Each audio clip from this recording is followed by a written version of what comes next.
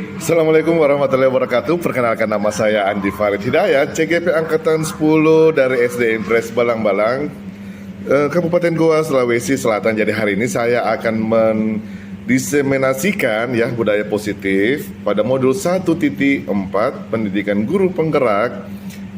Berikut diseminasinya.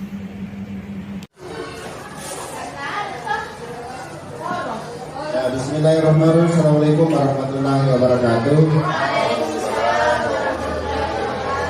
Bapak dan guru yang saya hormati, puji syukur kita panjatkan kehadirat Allah Subhanahu wa taala karena berkat rahmat taufik dan hidayahnya sehingga alhamdulillah kita masih diberikan kesehatan, kesempatan untuk kita kumpul di sekolah kita ini dalam rangka diseminasi budaya positif sebagai aksi nyata CGP Pari.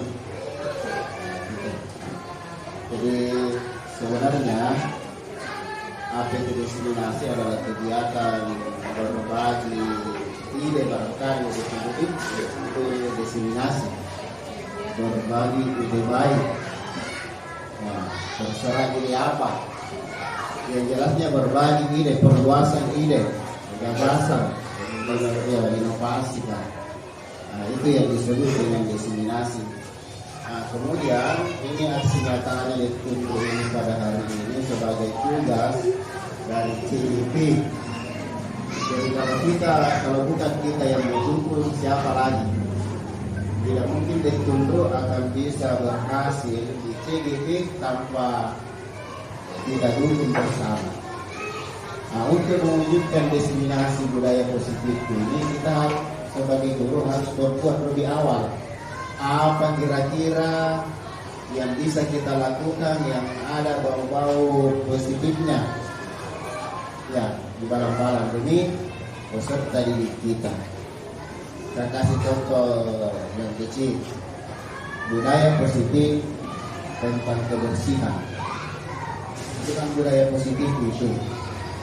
Jadi kalau bukan kita yang menggerakkan siswa, tidak mungkin siswa akan bergerak sendiri. Ini salah satu. Jadi kedepannya saya mau ada program unggulan di SD Balang-Balang. Ada program unggulan yang kita harus miliki. Nah, program apa itu nanti kita sepakati apa yang kita bisa lakukan. Karena kita di pemaparan visi dan misi yang lalu, sungguh bagus kata-katanya. Dalam pikiran saya, mampu dilaksanakan atau tidak? Gitu. Tapi yang paling utama adalah membangun praktek itu. Nah, yang terakhir sebelum saya serahkan ke Rektor dulu. Jadi saya harapkan Rektor dulu sebagai CGP bimbinglah teman-teman, sekalipun dia pintar di bidang IT atau apa, yang namanya manusia serba kita kekurangan. Tidak ada yang lebih. Pasti kalau Rektor lebih dari CGP kelebihannya, pasti ada kurangnya di tempat lain. Jadi tidak ada yang orang sempurna. Nah, oleh karena itu pada hari ini jam 9:25 saya nyatakan diseminasi budaya positif untuk CGP-nya dituntut sebagai senjatanya saya buka dengan resmi. Assalamualaikum warahmatullahi wabarakatuh.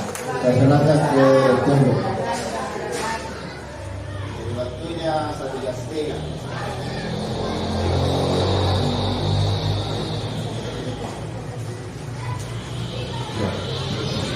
Buat para sekolah dan terima kasih juga buat Bapak Ibu guru hebat sekalian yang telah hadir dan menyempatkan waktunya untuk bisa menghadiri diseminasi budaya positif ini. Jadi diseminasi untuk hari ini selain untuk pengembangan guru, kompetensi guru, jadi diseminasi ini merupakan tugas pokok saya yang mengikuti pendidikan guru penggerak dan berupa aksi aksi nyata pada modul 1.4 dalam pendidikan kedokteran. Jadi insya Allah sebentar ya, ada beberapa materi yang mungkin saya akan paparkan, dan kurang lebihnya itu ada 6 materi ya. Jadi saya harap Bapak Ibu untuk bisa menyimak, atau ketika tidak ada atau ada pertanyaan bisa langsung saja mengangkat tangan ketika kurang memahami ya. Kita mulai saja. Budaya positif. Jadi budaya positif ini ada beberapa item yang akan kita bahas. Yang pertama itu disiplin positif. Yang kedua ada motivasi perilaku manusia. Selanjutnya ada keyakinan kelas, kebutuhan dasar manusia, restitusi 5 posisi kontrol, dan yang terakhir ada segitiga restitusi. Kita masuk di bagian yang pertama, disiplin positif. Sebelumnya Bapak Ibu saya ingin bertanya dulu, disiplin itu sebenarnya apa sih? Disiplin itu sebenarnya apa? Disiplin itu apa namanya, banyak ya. Artinya disiplin waktu kan, banyak penjabarannya bukan disiplin. Banyak penjabaran tentang disiplin. Jadi makna disiplin sebenarnya apa kira-kira? Sikap, boleh ya. Sikap ya. Disiplin itu sikap. Apalagi mungkin ada yang lain lagi Bapak Ibu guru. Disiplin itu sebenarnya apa?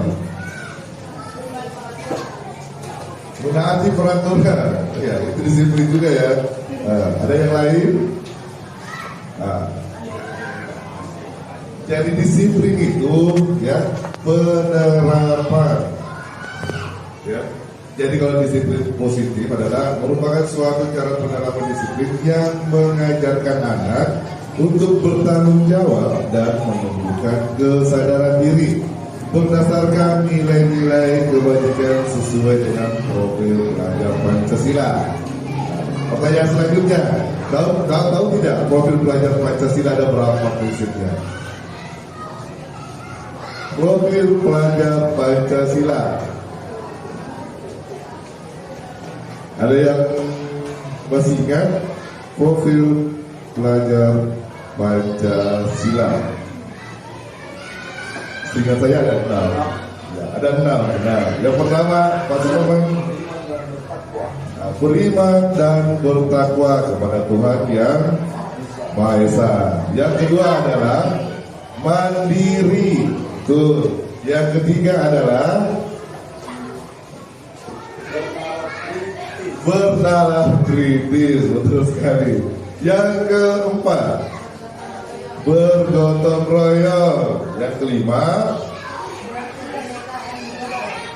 berkebinekaan global. Sedangkan yang terakhir adalah kreatif. Itulah profil pelajar Pancasila. Jadi dalam disiplin positif ini, kita harus bisa menanamkan nilai-nilai kebajikan kepada peserta didik sesuai dengan profil pelajar Pancasila. Selanjutnya, disiplin positif ini lebih ke arah disiplin diri. Jadi berasal dari dalam diri, tidak ada paksaan sama sekali, yang dapat mengontrol diri dari segala tindakan. Terkadang peserta didik itu ya, ketika tidak ada disiplin positif dalam dirinya, mungkin ada beberapa tindakan yang Bapak Ibu sering saksikan dalam kelas itu ya. Ada nilai-nilai yang tidak sesuai dengan harapan Bapak Ibu di kelas. Biasanya bagaimana Bapak Ibu guru di kelas terhadap nilai-nilai siswa untuk saat ini? Apakah semuanya nilai-nilai kebajikan? Ya, pasti tidak. Mungkin ada beberapa yang memiliki nilai kebajikan, dan ada juga belum menanamkan nilai kebajikan di dalamnya. Maka dari sini ada namanya disiplin positif. Jadi kita itu menerapkan ke para siswa untuk bisa menanamkan nilai-nilai kebajikan yang berpusat pada profil pelajar Pancasila tadi. Jadi disiplin positif ini dapat membantu murid lebih memahami dan menyadari berdasarkan motivasi internal mereka, bukan karena adanya paksaan, ujian, maupun hukuman dan konsekuensi. Jadi peserta didik itu melakukannya dengan sukarela, ya, sukarela, senang. Motivasi dalam diri, motivasi internal mereka. Inilah tadi 6 dimensi profil pelajar Pancasila yang wajib kita terapkan kepada peserta didik, ya, untuk membudidayakan budaya positif. Yang pertama adalah beriman bertakwa kepada Tuhan Yang Maha Esa dan berakhlak mulia. Yang kedua ada mandiri, ada bergotong royong, berkebinekaan global, bernalar kritis dan kreatif. Materi selanjutnya motivasi perilaku manusia. Motivasi perilaku manusia. Kira-kira Bapak Ibu apa itu motivasi? Dorongan. Ya, boleh dorongan. Apalagi kira-kira Bapak Ibu? Acuan. Katanya motivasi itu adalah acuan. Boleh. Karena ada CD. Iya, benar, itu motivasi hidup. Kalau untuk status istri, motivasinya apa kira-kira? Motivasi hidupnya? Tapi kan Bapak Ibu guru tidak punya anak semua, ada juga yang berkeluarga. Kira-kira Ibu Asra motivasi hidupnya apa? Menyenangkan suami. Ya. Itu juga salah satu motivasi. Menjadi istri yang baik, luar biasa sekali ya. Puasanya ya. Motivasi hidupnya sebagai seorang istri adalah menjadi istri yang baik. Fantastik sekali. Kalau ini bagaimana motivasinya? Jangan dan masuk surga. Luar biasa motivasinya. Bagus sekali semua motivasinya. Jadi ada 3 motivasi. Sebenarnya motivasi itu ada 2 jenis. Ada yang eksternal dan ada juga yang internal. Ada yang berasal dari dalam, motivasi dari dalam, nanti berasal dari motivasi luar. Karena motivasi sama teman mungkin. Nah, kalau dari dalam itu karena keinginan sendiri untuk menghindari ketidaknyamanan atau hukuman. Ini motivasi perilaku manusia tujuannya ya. Untuk mendapatkan imbalan atau penghargaan dari orang lain. Kira-kira ini yang nomor 2 ini motivasi internal atau eksternal? Untuk mendapatkan imbalan dari orang lain. Ini kan eksternal.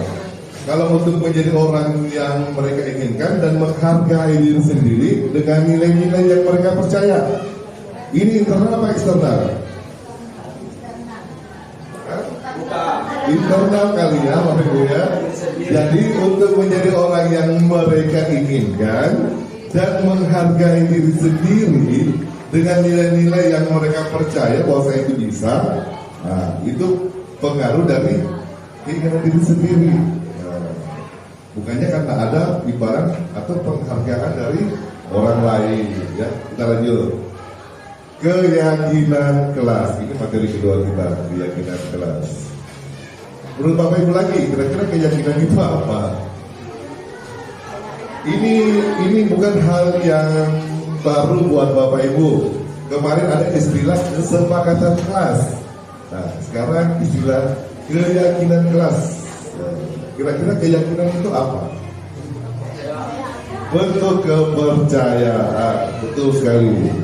Jadi keyakinan itu bentuk kepercayaan. Jadi keyakinan kelas ini bentuk kepercayaan kita sebagai seorang guru dan berbagai murid dalam kelas. Dan itu ada kesepakatan hasil diskusi. Ya.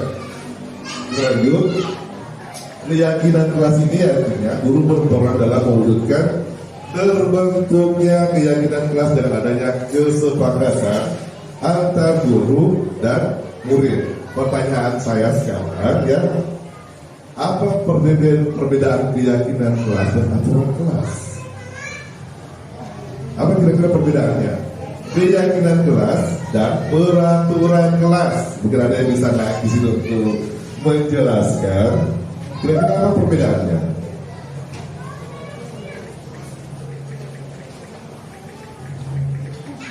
Coba Ibu ini, saya mengundang Ibu ini untuk sesudah pemahaman Ibu ini saja.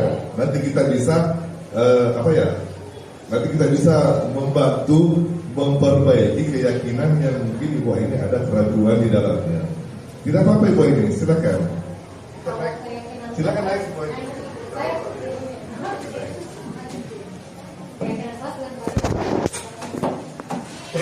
Aturan kelas ya. Kalau menurut saya keyakinan kelas itu seperti kepercayaan antara guru dengan siswanya di kelas, dan kemudian peraturan kelas, ketentuan-ketentuan yang harus disepakati antara guru dengan siswa. Peraturannya disepakati. Terima kasih Bu Aini, kata Bu Aini itu kalau keyakinan kelas itu kesepakatan juga ada kesepakatannya ya. Tapi kalau untuk peraturan kelas itu adalah peraturannya ya. Jadi sebenarnya aturan atau peraturan kelas dan keyakinan kelas itu berbeda banget, jauh berbeda. Kalau peraturan kelas biasanya itu dibuat dan ditentukan oleh guru tanpa melibatkan siswa. Kalau di dalam keyakinan kelas ini, ya, guru berkolaborasi dengan siswa membuat kesepakatan dari hal-hal yang tidak boleh dilakukan di dalam kelas. Kalau untuk yang kemarin ada namanya kesepakatan kelas, ya kan, kesepakatan kelas. Kesepakatan kelas itu masih berdasar pada kata-kata yang terlalu strong kalimatnya. Contohnya seperti ini. Dilarang datang terlambat. Ya kan? Ada kan peraturan seperti itu. Dilarang datang terlambat. Tapi dalam keyakinan ini kalimatnya lebih positif, Bapak Ibu. Kalimatnya bagaimana? Ketika dilarang datang terlambat, seluruh siswa wajib datang tepat waktu. Itu makanya perbedaan antara kesepakatan kelas dan keyakinan kelas itu sebenarnya dari penggunaan kalimatnya. Kalau untuk kesepakatan kelas biasanya itu terlalu strong, dia terlalu tegas. Tapi kalau dalam keyakinan kelas ini dia lebih positif kalimatnya. Ya, betul sekali. Kita lanjut. Tujuan keyakinan kelas. Sebenarnya tujuan keyakinan kelas ini sebenarnya saya tidak malu buat teman-teman Bapak Ibu guru yang ada pada saat ini karena sudah memiliki semua keyakinan kelas, ya, walaupun sebenarnya sampai saat ini masih menggunakan kata kesepakatan kelas, ya. Jadi tujuan keyakinan kelas ini pertama itu menciptakan lingkungan belajar yang aman, nyaman, saling menghormati, dan suasana kelas yang kondusif. Yang pertama. Yang kedua, meningkatkan disiplin dan keteraturan di dalam kelas. Ya.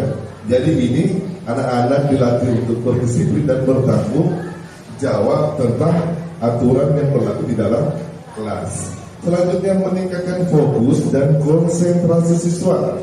Jadi ketika ada konsekuensi di dalam keyakinan kelas tersebut, itu akan terbenam ke siswa dan mungkin saja itu yang membuat siswa lebih mandiri sehingga meningkatkan fokus dan konsentrasi mereka.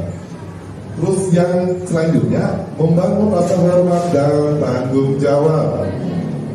Lanjut saja, meningkatkan komunikasi dan kerjasama serta meningkatkan motivasi belajar siswa.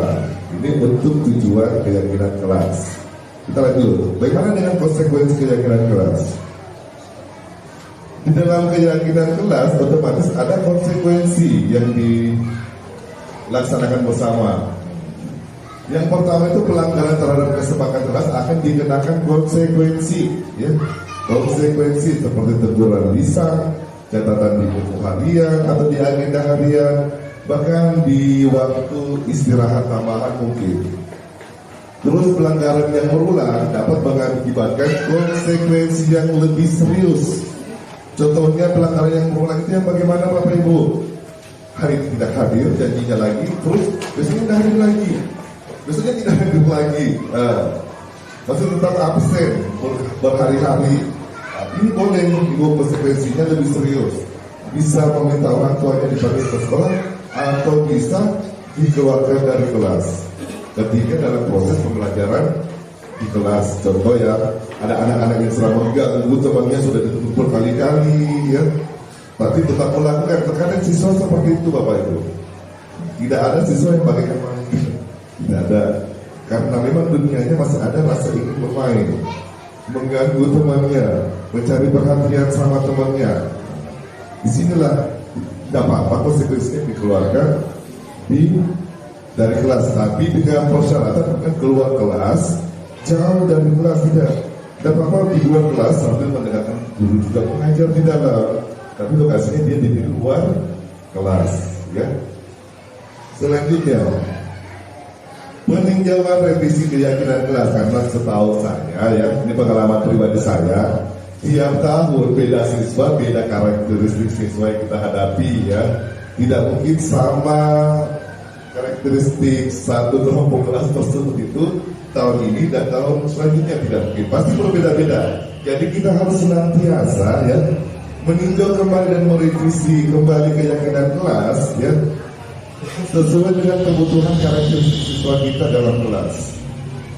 Siswa akan dilibatkan dalam proses peninjauan dan revisi kesepakatan kelas, karena kalau tidak ada siswa, tidak berkolaborasi dengan siswa, tidak melibatkan siswa dalam pengambilan keputusan, bukan namanya keyakinan kelas, akan tetapi peraturan kelas. Sampai sini ada yang mau bertanya mungkin? Kita lanjut saja Bapak Ibu, ya. Ya, oke, kita lanjut. Kebutuhan dasar manusia, ini yang paling menarik. Kira-kira Bapak Ibu, kebutuhan kalian apa kira-kira? Pasti semua manusia, pasti semua kita ini pasti memiliki kebutuhan. Seperti Pak Hendra mungkin kebutuhan biologis mungkin, ya. Semua pasti memiliki kebutuhan. Bagaimana dengan Ibu Nini? Kebutuhannya kira-kira apa? Mental yang kuat, luar biasa ya kebutuhan, ya. Ibu Nini untuk saat ini katanya mentalnya harus yang kuat. Bagaimana dengan Ibu Mariam? Kira-kira kebutuhan Ibu Mariam apa saat ini? Sebagai seorang pengajar, ya. Kebutuhan dasar. Apakah Ibu Mariam pengen disayangi sama siswa mungkin, ya? Atau untuk perhatian lebih mungkin sama teman-teman mungkin, ya? Ya, pengen disayang, diberikan kasih sayang sama teman-teman dan siswa. Jadi kebutuhan dasar manusia, ya, ini perlu kita tekankan Bapak Ibu.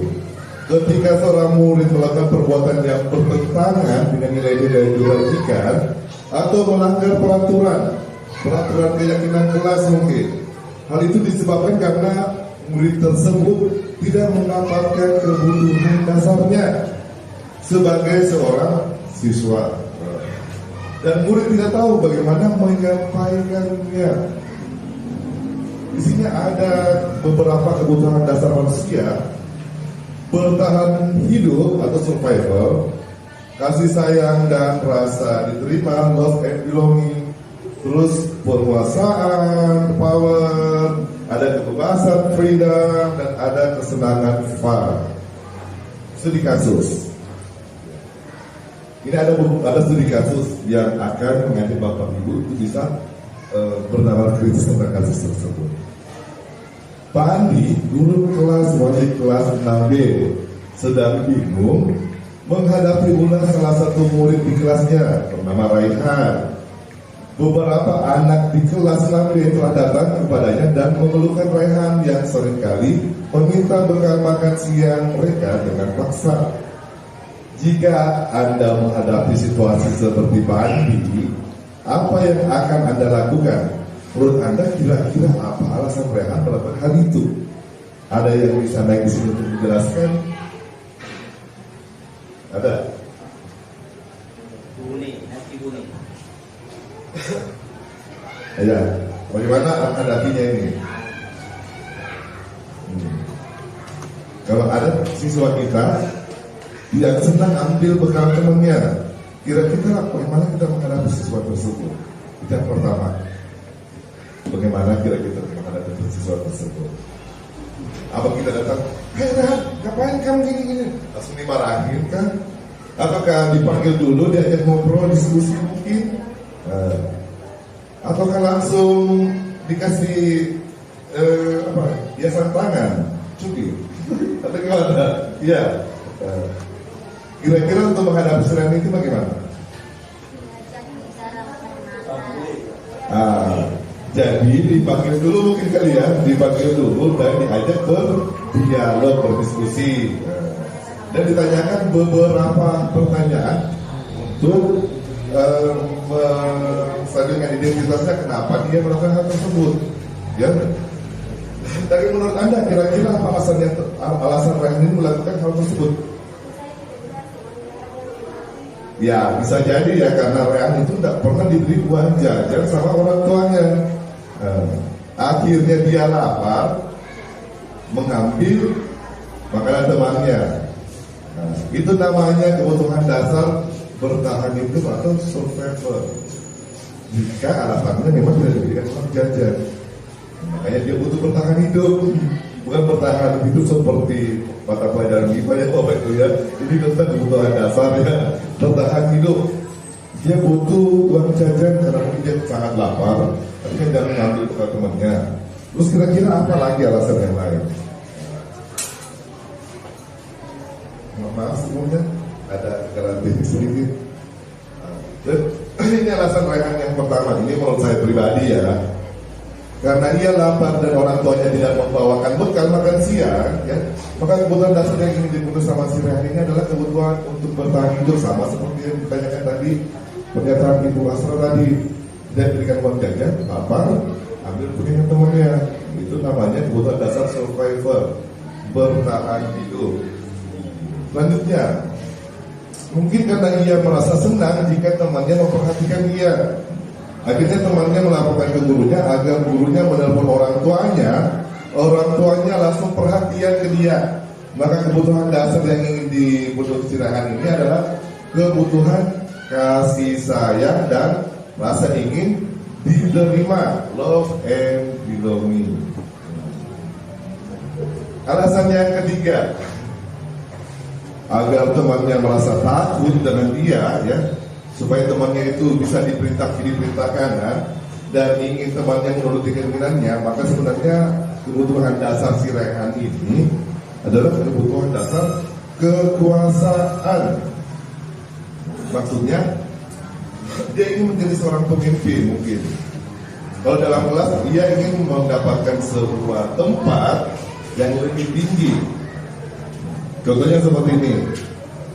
Mungkin orang-orang yang seperti ini bisa diberikan sebagai kamu sebagai ketua yang mengurus kebersihan ya. Dia sebenarnya yang seperti itu dan pasti akan melakukan dengan sungguh-sungguh dan penuh tanggung jawab karena dia maunya kebutuhan dasar yang ada kekuasaannya, tapi dengan rambu-rambu yang telah ditentukan. Jangan sampai karena dia menjadi penguasa di kelas akhirnya semena-mena dan semau-maunya. Jadi harus ada aturan dan rambu-rambunya. Makanya pentingnya tadi pembahasan sebelumnya tidak dengan kelas. Terus karena si Rehan ini mungkin sudah merasa bosan, mungkin makanannya itu saja terus yang dimakan sama ibunya, sehingga si Rehan ini akhirnya ingin mencoba bekal makanan sama temannya, makanan yang lain. Maka dalam posisi seperti ini, sebenarnya si Rehan ini kebutuhan dasarnya adalah kebebasan. Kebebasan apa? Kebebasan memilih jenis makanan. Mungkin ibunya tidak sadar, cuma masakannya tiap hari nasi goreng, mungkin terus bosan, mencoba hal yang lain. Kebetulan ada temannya dia lihat lebih enak mungkin, akhirnya dia narik paksa, dia ambil. Itu sebenarnya kebutuhan si Rehan dalam alasan seperti ini, itu namanya kebutuhan dasar kebebasan. Bukan kebebasan sebidangnya bagaimana, kebebasan memilih jenis makanan, ya. 5 posisi kontrol. Nah, sebelum kita menata dengan 5 posisi kontrol ini, ya, mungkin sebaiknya Bapak Ibu mencicip dulu hidangan-hidangan, kalau kita refreshing dulu, kita tegang, ya. Silakan dicicipi dulu Bapak Ibu, ya, sambil kita membahas, ya. Silakan Bapak Ibu, silakan Pak, Bapak Kepala Sekolah, silakan dicicipi dulu Pak. Supaya lebih rileks lagi lah. Sebenarnya ada ice breaking yang saya buat, tapi dalam posisi seperti ini saya belum bisa terapkan karena terpisah, tidak berdempetan berdua, ya. Tidak apa-apa, mungkin diganti dengan makanan mungkin lebih enak karena pada kosong perutnya, ya. Ya, sembari Bapak Ibu guru lagi menikmati, tidak apa-apa kalau saya lanjutkan, ya. Ini yang penting, ya, 5 posisi kontrol. Menurut Ibu ini dalam kalimat ini 5 posisi kontrol ini kira-kira apa yang ada dalam benak Bapak Ibu ini, pikiran Bapak Ibu, kira-kira apa sih ini posisi kontrol? Saling berdekatan. Pendekatan, ya, iya, pendekatan katanya si Berlaku dan disiplin. pendekatan kepada siswa untuk kedisiplinan, ya, seperti itu mungkin, ya, Pak Ibu, ya. Menahan, kontrol, ya, mengatur boleh kali, ya, mengatur atau apa, ya, kira-kira. Karena Bapak Ibu penasaran dengan perasaan yang lebih tinggi daripada saya, kita lanjut saja Bapak Ibu. 5 posisi kontrol ini kita berposisi sebagai guru. Ini posisi guru. Yang pertama itu guru sebagai penghukum. Ini yang pertama Bapak Ibu, guru sebagai penghukum. Posisi pertama. Posisi kedua, guru sebagai pembuat rasa bersalah. Yang ketiga, guru sebagai teman. Yang keempat, guru sebagai pemantau atau monitoring. Terus yang kelima, guru sebagai manajer atau pemimpin pembelajaran di kelas. Dan ini kita akan bahas satu persatu. Yang pertama, guru sebagai penghukum. Ada video ilustrasinya Bapak Ibu, ya. Silakan disimak video ilustrasinya.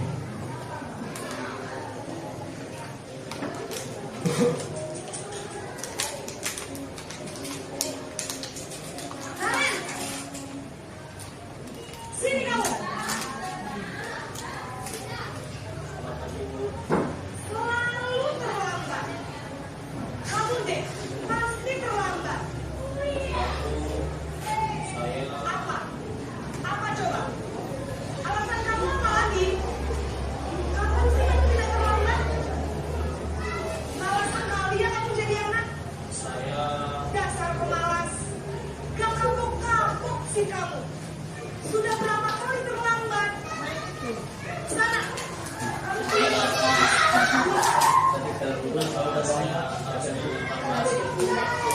Kenapa? Kamu melawan ibu? Berani-beraninya jawab.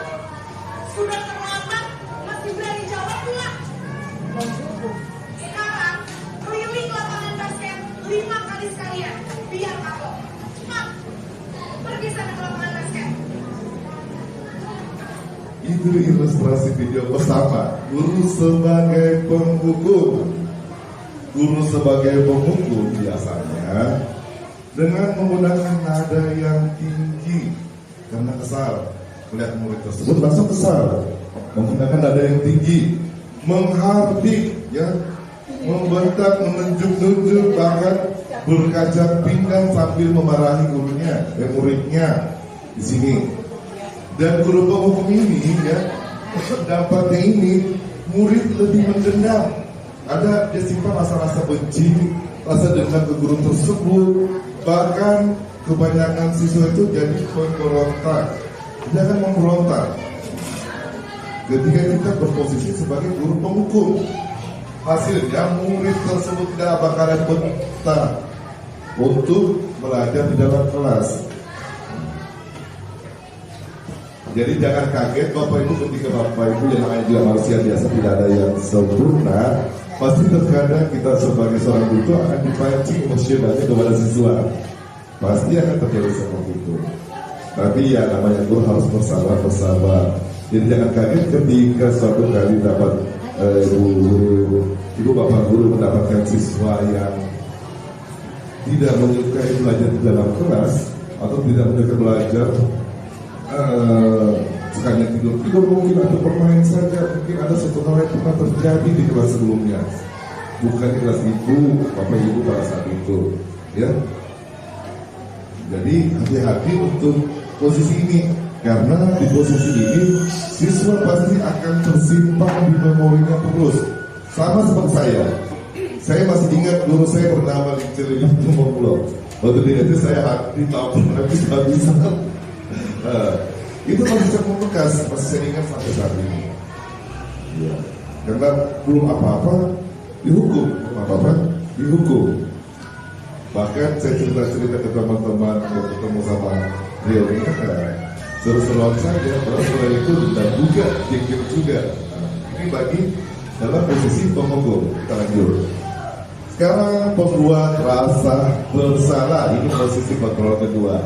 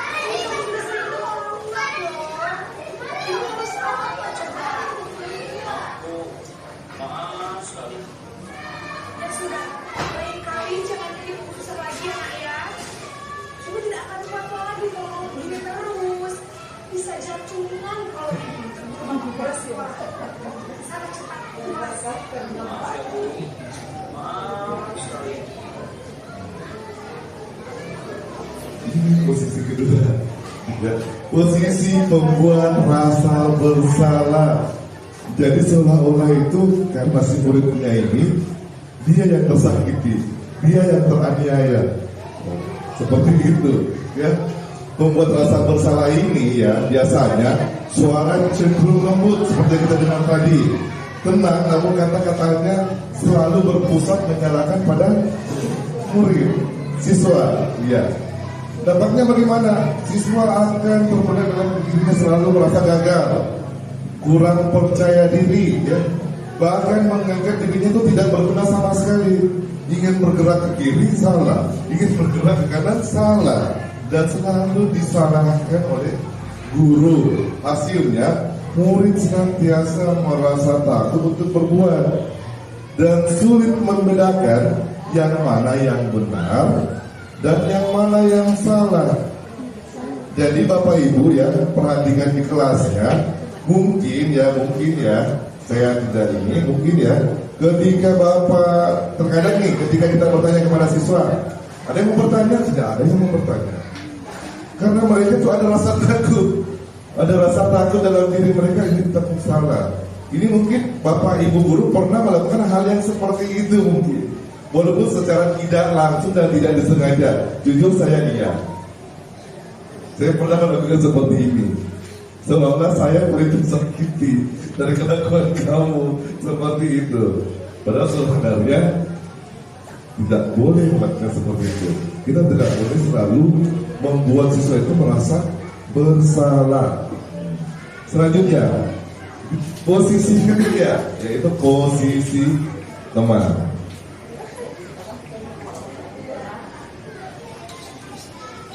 Cuman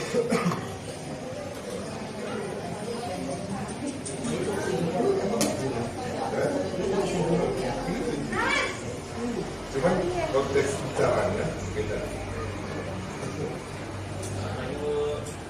Wah, sudah jam berapa ini nak? Selamat pagi ya sayang. Iya Bu, habis ibu saya lupa bangunkan saya Bu. Kamu malah menyalahkan ibu kamu. Kamu bukannya anak yang malah nyalahin aja. Kok menyalahkan sih? Iya Bu, saya memang lambat bangun tadi. Jadi biarpun saya lari kencang, tetap gak kencang Bu. Ya sudah sana. Nanti lain kali larinya lebih kenceng lagi ya. Biar gak terlambat lagi. Bikin senyum demi ibu. Bisa kan? Bisa lah Bu. Sudah sana ke sekolah. Aku beresin urusan kamu. Kamu ini ada-ada saja. Itulah tadi ilustrasi ya video posisi yang ketiga, posisi teman. Sebenarnya posisi teman ini bagus karena bisa memunculkan identitas positif dari siswa. Biasanya ramah, akrab, cenderung bersenda gurau untuk menghangatkan suasana baik di luar maupun di dalam kelas. Terus dampaknya bagaimana? Murid akan merasa senang, aman, dan akrab dengan guru tersebut. Akan tetapi muridnya hanya merasa seperti itu hanya untuk guru tertentu saja. Jadi masih ada kekurangan di dalamnya. Jadi kalau sudah bukan gurunya yang masuk di dalam kelas, ya sudah. Karena dia cuma merasa gurunya di kelas itu, itulah temannya dia. Amannya dia karena guru tersebut, nyamannya dia karena guru tersebut. Jadi ketika guru tersebut berhalangan diganti dengan guru yang lain, maka tidak nyamanlah mereka. Menurutnya bagus, sudah ada identitas positif yang ditimbulkan dari posisi ini. Selanjutnya, pemantau. Ini dalam posisi pemantau Bapak Ibu. Ilustrasi videonya. Mohon maaf kalau lagi berputar-putar ya sama dengan narasumbernya biasa. Ini saya lagi berputar-putar. Mungkin karena jaringan, karena saya memakai jaringan.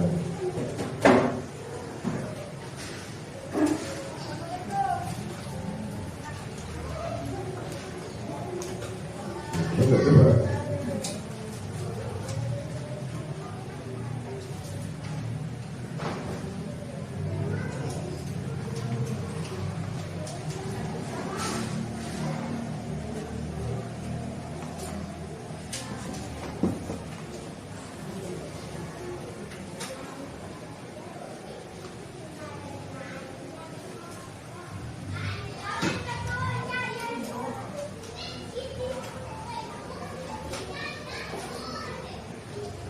Ada terobos ya, itu ya waktu itu ya.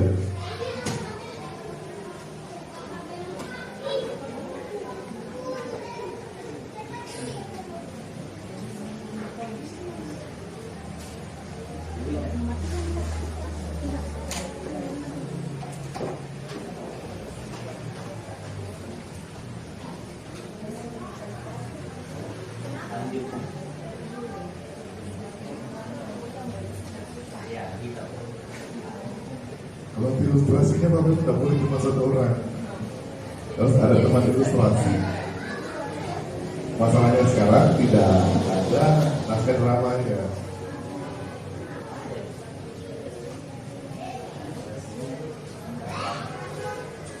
Nah ini sebagai pemantau.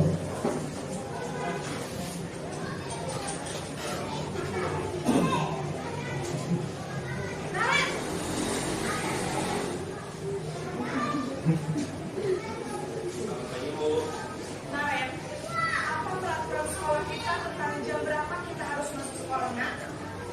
Kita harus di sekolah jam 7. Iya betul, sekarang sudah jam 7. Naren sudah tahu konsekuensinya jika terlambat hadir. Paham Bu, saya harus tinggal kelas jam istirahat selama 20 menit. Iya benar, konsekuensinya demikian. Jadi nanti jam 9.30 pas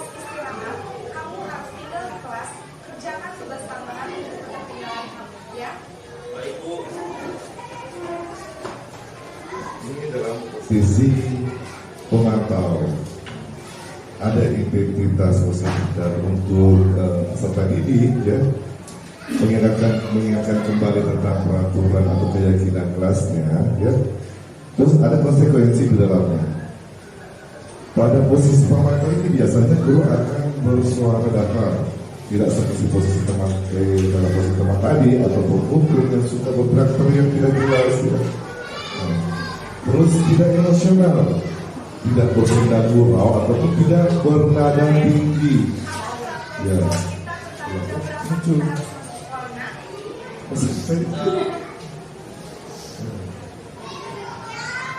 Oh gitu. Sudah jalan duluan manajernya. Jadi murid tidak sepenuhnya mengetahui nilai kebajikan yang ditunjuk, hasilnya murid tidak sepenuhnya mandiri. Kita masuk ke mandiri. Jika manajer.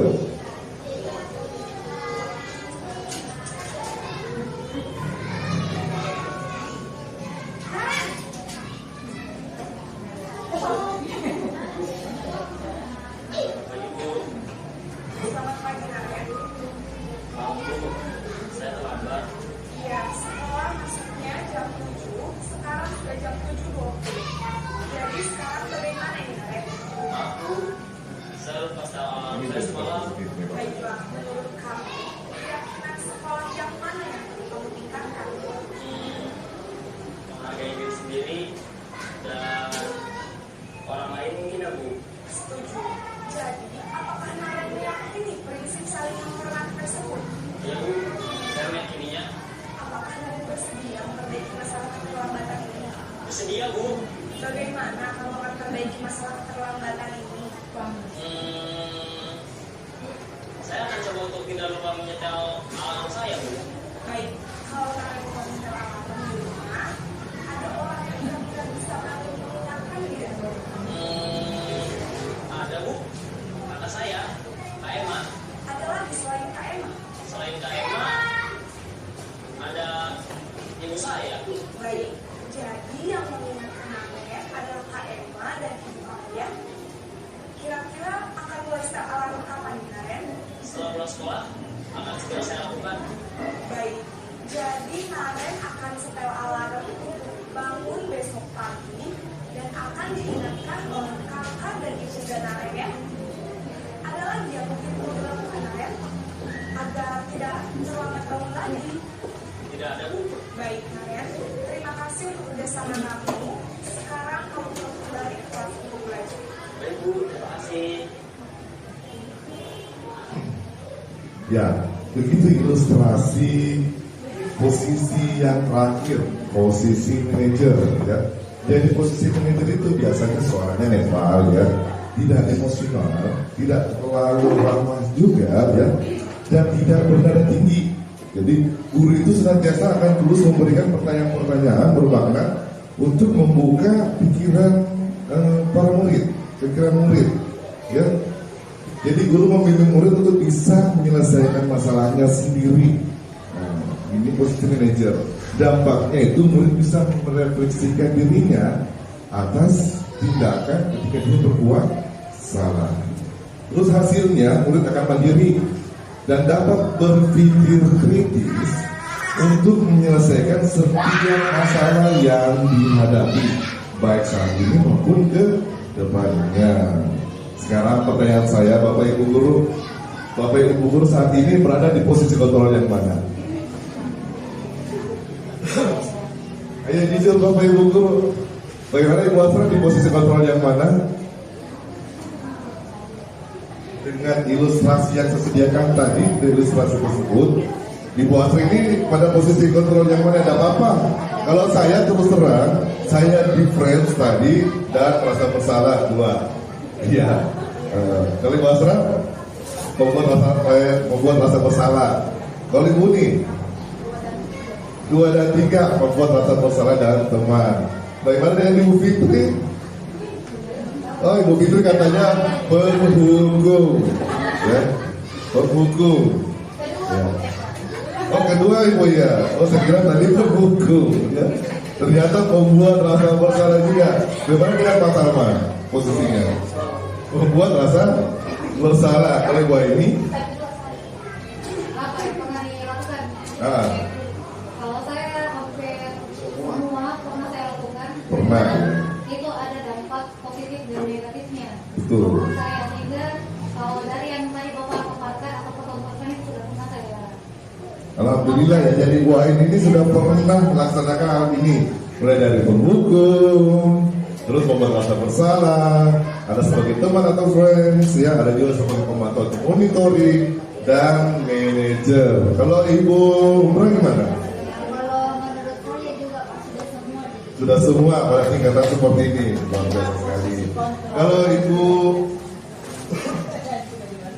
Ibu Muli? Ya sama. Sama, sudah semua. Ya. Kalau Ibu Sri? Semua juga, luar biasa ya. Mungkin cuma saya, Ibu pernah ya. Ibu Asra, Ibu Uni. Kalau Ibu Nini saya lupa nih, kalau Ibu Nini. Hampir semua sesuai dengan kondisi. Oh katanya si Pak Hendra katanya sesuai dengan konteks masalahnya mungkin ya. Pak Hendra, oke. Terus posisi yang menurut Bapak Ibu guru ini ya, posisi paling ideal dan dapat menarik motivasi interesting murid yang mana tadi? Di antara 5 tingkatan itu. Ya silakan Pak Lukman. Yang manajeria atau manajer? Ya, posisi manajer. Mengapa? Karena di posisi manajer itu guru dapat menerapkan disiplin positif yang berpihak kepada murid tanpa adanya konsekuensi atau hukuman di dalamnya, ya, yang memerdekakan murid. Ya, di sinilah posisi manajer yang paling enak digunakan. Tapi tergantung juga Bapak Ibu, ya. Terkadang mungkin ada juga yang harus dihukum, ya, dihukum atau gantilah kata penghukum dan konsekuensi. Yang harus diberikan konsekuensi di dalamnya. Ya. Kita lanjut. Segitiga restitusi. Mungkin ini kata yang baru buat kalian. Segitiga restitusi. Ada yang pernah dengar segitiga restitusi? Segitiga restitusi. Segitiganya pernah. Segitiga sama kaki, sama sisi. Ya. Iya, segitiga sering. Segitiga siku-siku benar. Kalau ini segitiga restitusi. Apa itu segitiga restitusi? Segitiga restitusi adalah suatu proses dialog yang dilakukan atau dijalankan oleh guru, ya, agar dapat menghasilkan murid yang mandiri dan bertanggung jawab dari apa kesalahan yang mereka perbuat. Jadi setiap ada siswa yang membuat masalah atau berbuat salah, jangan langsung ditekan, langsung menghakimi, tidak seperti itu. Di dalam segitiga restitusi ini kita diajarkan bagaimana menghadapi setiap permasalahan yang dihadapi oleh murid. Ada langkah-langkah segitiga restitusi. Yang pertama itu ada menstabilkan identitas. Yang kedua ada memvalidasi tindakan yang salah. Terus menanyakan keyakinan. Contoh seperti si video yang ilustrasi yang tadi, yang si Narenda ibu gurunya ya, tentang posisi manajer. Masih ingat mungkin Bapak Ibu posisi manajer ya? Di situ ada beberapa langkah restitusi yang diambil. Kita kembali flashback dulu ya Bapak Ibu ya. Ingat ya, intinya ada 3: validasi tindakan yang salah, menanyakan keyakinan, ada menstabilkan identitas.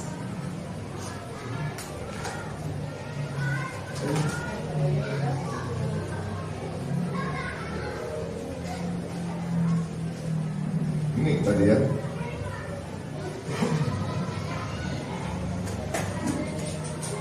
Kita kembali dulu Bapak Ibu.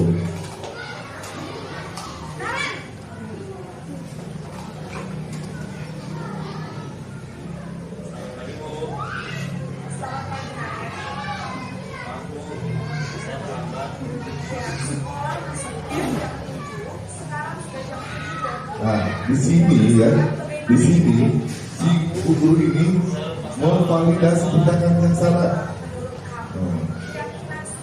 Memvalidasi tindakan yang salah. Menghargai diri sendiri Nah, selanjutnya di sini ada yang namanya ya memperkuat keyakinan, ya. Bersedia, Bu. Memperkuat keyakinan itu dengan cara kira-kira apa yang bisa dilakukan untuk Saya akan tidak coba terulang menjawab lagi. menyetel pengalaman saya, Bu. Ini dia posisi sini. Ada orang yang kira-kira bisa bantu mengingatkan tidak? Ada, Bu. Kata saya, Kak Emma. Ada lagi selain Kak Emma? Selain Kak Oke, Emma, kita lanjut lagi ya, ini sudah ya. Jadi di sini sebenarnya ada 2 langkah restitusi yang dilakukan. Cuma yang pertama tidak ada menstabilkan identitas. Ya. Nanti kita bahas satu-satu. Nah, jadi untuk yang pertama, sisi pertama itu menstabilkan identitas ya, berdasarkan prinsip membuat kesalahan adalah bagian dari proses pembelajaran. Ingat, yang namanya kegagalan atau kesalahan itu adalah proses dari pembelajaran ya. Berperan menggeser identitas murid dari identitas gagal ke identitas sukses. Maksudnya bagaimana nih identitas gagal dan identitas sukses? Contoh seperti ini, ada siswa kita merasa gagal ya, merasa gagal karena tidak mendapat nilai 100 mungkin di kelasnya. Dia merasa gagal. Bagaimana cara kita menstabilkan identitasnya? Kita bisa bertanya, nah dulu Bapak juga seperti itu, tidak setiap hari itu Bapak dapat 100. Nah, nanti siswa itu akan berpikir, oh ternyata bukan saya saja, Bapak guru saja kan seperti itu. Itu menstabilkan identitasnya, bahwa tidak semua orang bisa dapat 100 terus menerus seperti itu. Jadi menstabilkan identitas yang gagal dan identitas yang sukses.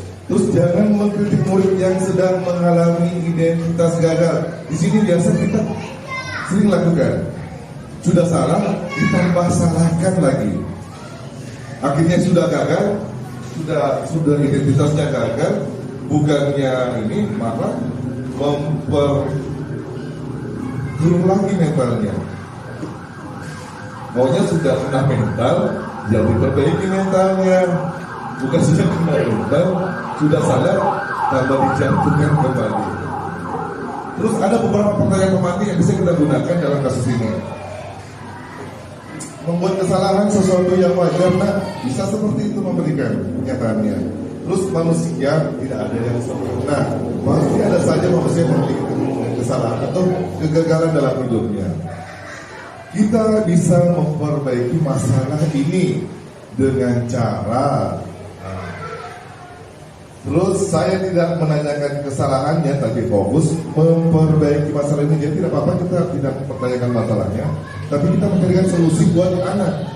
Kira-kira dengan seperti ini kamu bisa melakukan apa untuk memperbaiki kesalahan kamu? Bukan kita yang menjawab ya, kita hanya memberikan dorongan ke anak untuk berpikir kritis. Terus apakah saat ini kamu tengah menjadi orang yang baik untuk dirimu sendiri? Itu pertanyaan dalam diri.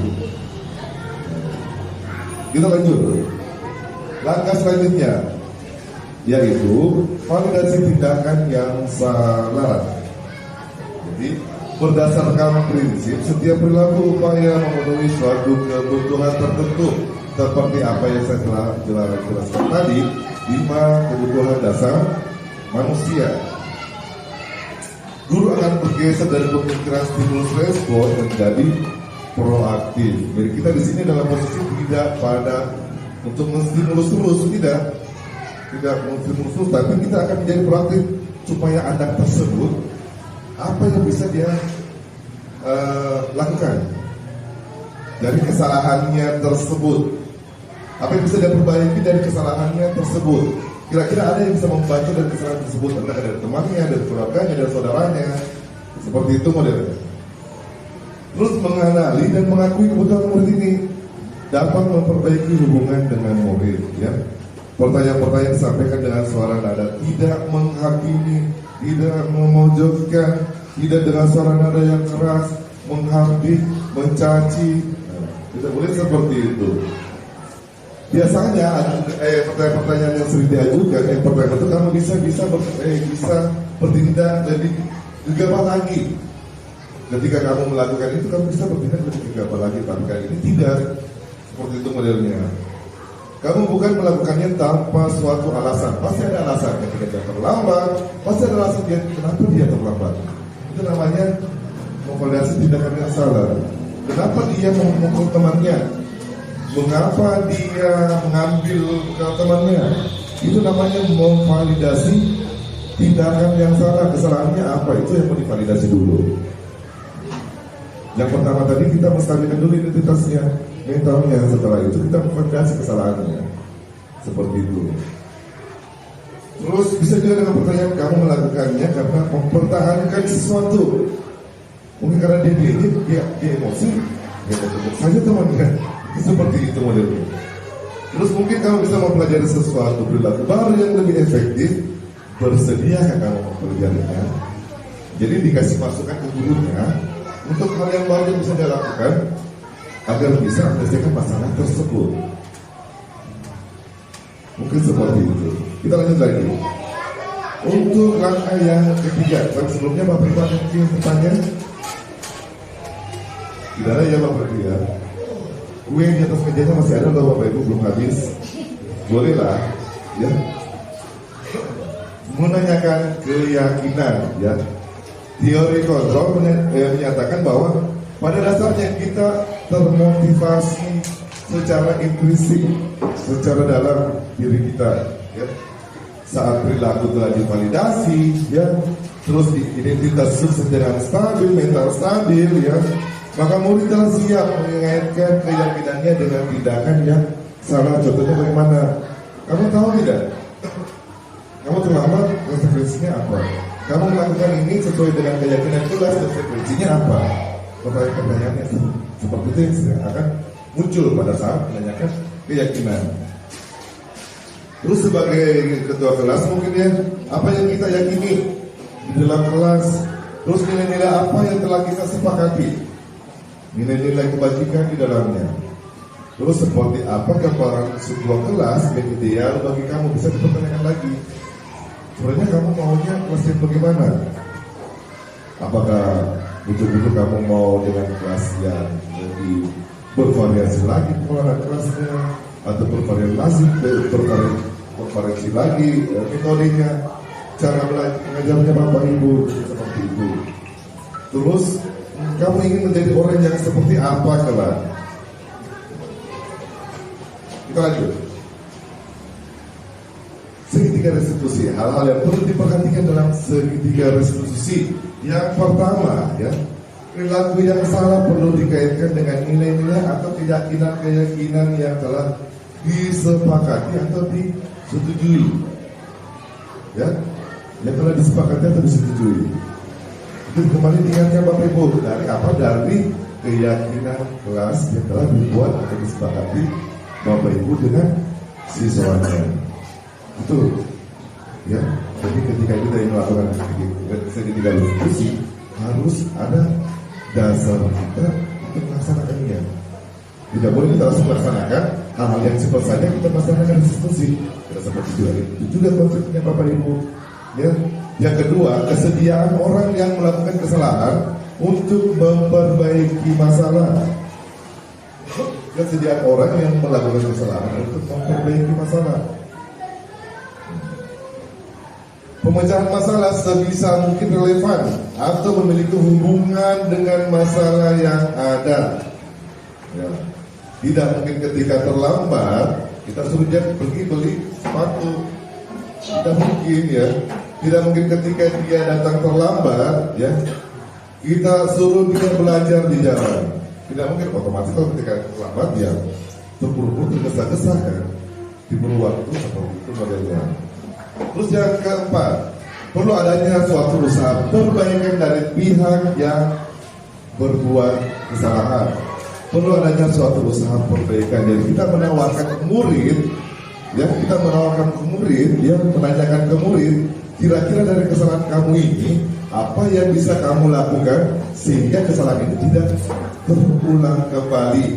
Kita hanya bisa memberikan pertanyaan pemandu, bukan memberikan jawaban atau memberikan dia solusi. Tidak, biarkan siswa itu berpikir untuk mencari solusi dari masalahnya. Seperti itu Bapak Ibu. Terus yang kelima, perlu didedikasikan waktu dari pihak yang berbuat kesalahan, ya, tanyakan kapan akan mulai diberlakukan usaha untuk memperbaiki masalah tersebut. Jadi kira-kira kamu tidak mau terlambat ini kapan? Kapan kamu mau melakukan tidak terlambatan ini? Bisa pertanyaan seperti itu yang dapat mengundang motivasi siswa ketika dia berbuat salah. Selanjutnya, dan ini yang terakhir, segitiga restitusi dari penerapan segitiga restitusi ini. Yang pertama itu murid menjadi lebih kuat secara pribadi, kuat mental, kuat psikis, dan kuat juga untuk bisa berpikir kritis, memecahkan masalah. Terus membuka wawasan murid agar dapat menyelesaikan permasalahannya sendiri. Nah, yang ketiga, murid semakin percaya diri, mandiri, dan merasa sudah merdeka jika berada di dalam kelas. Oke, mungkin dari itu saja yang bisa saya paparkan untuk hari ini. Terima kasih banyak sebelumnya. Tapi sebelum saya tutup, mungkin ada beberapa teman yang ingin bertanya. Silakan Bapak Ibu, jika ada sebuah hal yang mengganjal di pikiran Bapak Ibu, silakan bertanya. Saya membuka sesi tanya jawab. Pertanyaan saya cuma Ya, silakan Pak Hendra. ada satu dari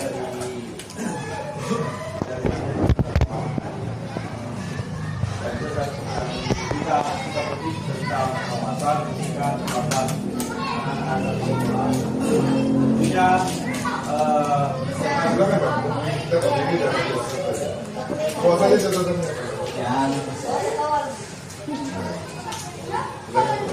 terima kasih. Sebelumnya saya bertanya dulu, ini bertanya atau refleksi? Cuma menyukai lah bahasanya, artinya ada refleksi ya. Ada sedikit yang saya buka tadi dari tentang pengawasan. Pengawasan. Kontrol pengawasannya apa? Pemantau. Dan ini yang kita pengawasan artinya terjadi setiap hari di sekolah kita. Artinya anak-anak tentunya tidak semua datang ke waktu. Jadi yang bisa kita petik di sini ketika anak-anak lambat datang, kita beri tugas. Ya. Selama ini kan kalau anak lawan lambat datang, ya, dikit-dikit baru ya. Tentunya sangat bagus di sini ketika anak-anak lambat datang diberi tugas, ya, diberikan waktu dalam kelas, ya. Ini yang saya suka dari materinya Pak Bupati tentang ya di 5 posisi. Terima kasih banyak. Oke, terima kasih banyak buat refleksinya dari Pak Hendra. Ya, katanya dia tertarik dengan posisi kontrol pemantau, monitoring atau mengawasi. Ya. Kejadian-kejadian saat ini katanya siswa ketika terlambat, bukannya disambut malah diberikan siraman rohani. Ya. Yang harusnya diingatkan ke siswa tentang keyakinan sekolah kita, ya. Terus diberikan konsekuensi yang sesuai dengan pelanggarannya. Seperti itu. Tidak pas datang, disemprot, dikasih siraman rohani. Nah, itu tidak boleh Bapak Ibu. Semoga dari apa yang tentang 5 posisi kontrol tadi, ya mungkin sudah ada bayangan-bayangan dari Bapak Ibu ini untuk mengubah bagaimana posisi kita sebenarnya. Ya, mungkin ada yang ingin memberikan masukan, mungkin umpan balik dari kegiatan kita hari ini. Bagaimana Ibu Asra? Bersediakah Anda memberikan saya umpan balik tentang kegiatan kita seharian ini? Ya, silakan Ibu Aini. Silakan maju Bu Aini untuk memberikan umpan balik. Silakan. Di depan saya Bu Aini.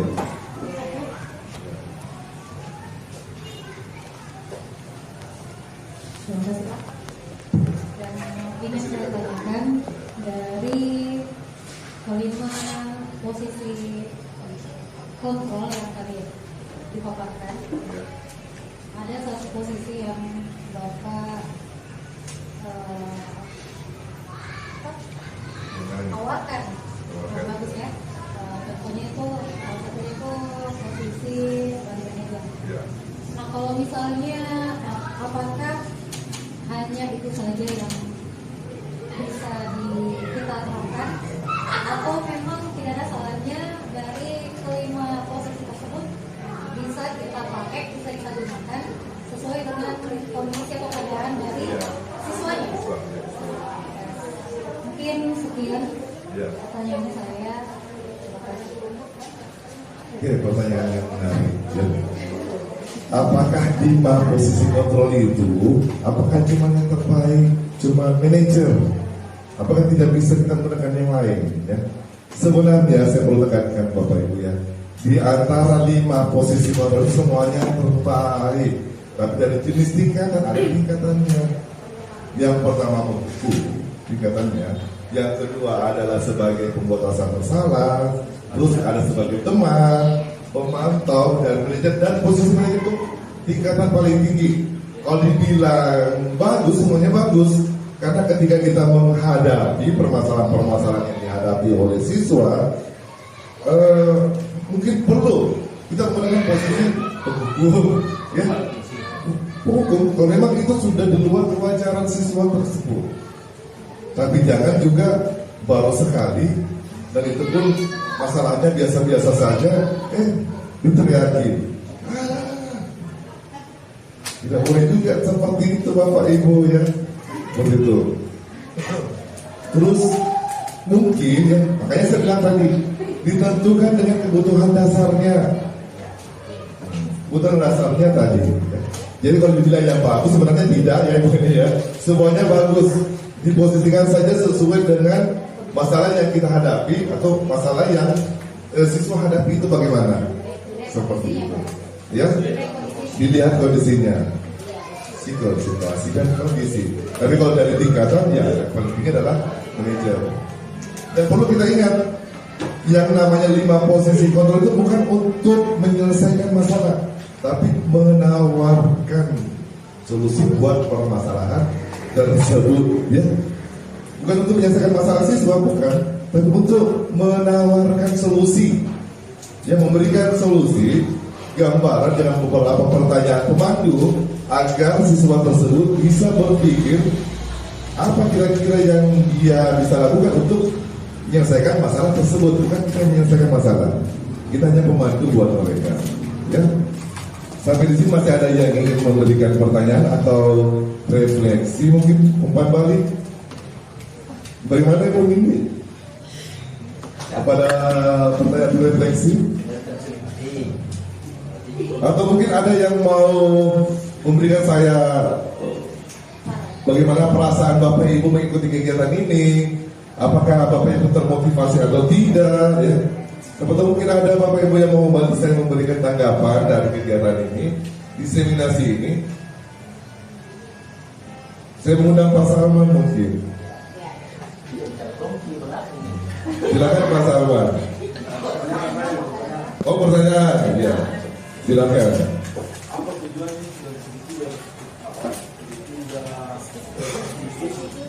Tujuan dari segitiga restitusi, sebenarnya tujuan dari segitiga restitusi ini ya, di sini kita mencoba untuk menstabilkan kondisi anak ketika memiliki permasalahan.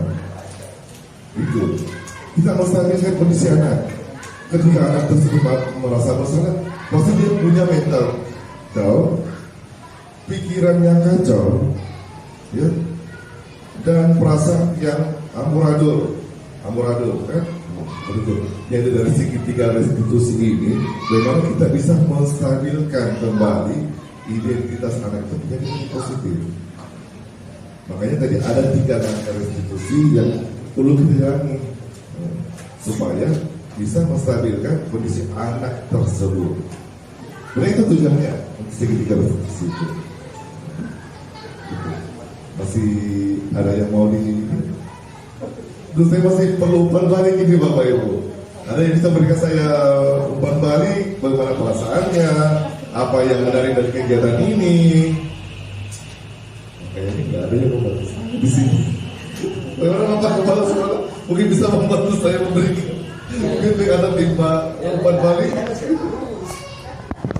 Ya. Ya saya persilakan saja kepada kepala sekolah ya. Kata teman-teman kayaknya masih malu untuk berbicara. Silakan Pak. Selesai ini atau Masih ada untuk feedback umpan balik. terima kasih. Saya hanya bisa memberikan support untuk tim yang akhirnya luar biasa. Kalau kita apa namanya bisa laksanakan di sekolah ini dalam malam tidak ada ruang ke depan. Itu sekedar motivasi buat kami khusus untuk tim dengan adanya CDP dan ini mudah-mudahan selesai tugas dengan cepat dan apa yang dia bisa berikan kepada kita bisa bermanfaat kepada kita semua terkhusus ke siswa kita. Itu sekedar motivasi dituntut buat kita. Ya, untuk saran dan tanggapannya, saya kira untuk sementara tidak ada. Nanti kita lihat sejauh apa yang kita paparkan sekarang ini bisa direalisasikan di sekolah kita. Itu intinya. Sekalipun bagus pemaparan atau aksinya pada hari ini, tapi kalau teman-teman tidak mendukung, saya yakin dan percaya tidak ada keuntungan. Jadi saya sangat berharap kepada teman-teman, terkhusus Kodektuntut, bagaimana bisa terrealisasi ini. Saya kira insya Allah bagus sekali ini, bagus sekali kalau kita bisa memanfaatkan. Semua yang saya mau bicarakan di rapat ini sudah tercapai begitu sebenarnya. Jadi sebentar ini setelah selesai itu, terus saya hanya intinya saya. Jadi anggaplah kita lanjut dengan rapat sebentar. Tidak usah menunggu besok. Dan apa yang disampaikan dulu sudah tercapai semua apa yang saya sampaikan menurut catatan tangan di sini. Saya berpikir apa lagi yang saya mau sampaikan sebentar ini kalau selesai itu dulu. Tapi salah ada. Itu saja motivasi kami di Tunduk. Terima kasih.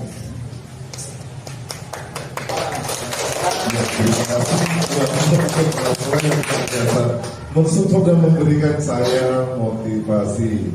Ya, demikian untuk kegiatan hari ini.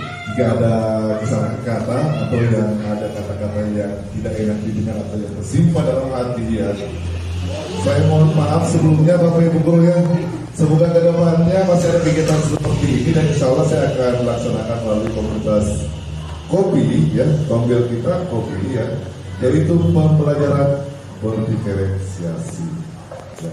Sampai ketemu di kegiatan selanjutnya. Bye-bye. Waalaikumsalam warahmatullahi wabarakatuh. Demikian diseminasi yang telah saya lakukan ya. Selanjutnya mungkin saya akan membuat lagi modul untuk modul 2.1 ya. Aksi nyatanya yaitu pembelajaran berdiferensiasi. Selamat menantikan ya. Goodbye, bye-bye.